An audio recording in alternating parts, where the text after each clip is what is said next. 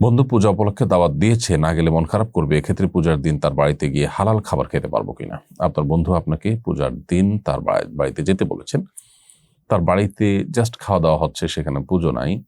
তো খাওয়া দাওয়ার অনুষ্ঠানে আপনি যেতে পারেন, যদি সেখানে হালাল খাবার উপস্থাপিত হয় সেটা আপনি খেতে পারেন, অথবা আপনাকে সে উপলক্ষে খাবার দিয়েছে সেটা আপনি খেতে পারেন।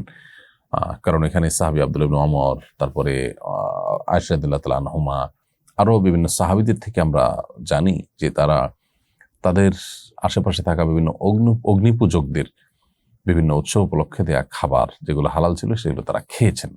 এখান থেকে বোঝা যায় যে পুজো উপলক্ষে আপনার বন্ধু যদি হালাল কোনো খাবার পরিবেশন করে তার বাসায়, তো সেটা আপনি খেতে পারেন, অথবা আপনার কাছে পাঠালেও সেটা আপনি খেতে পারেন।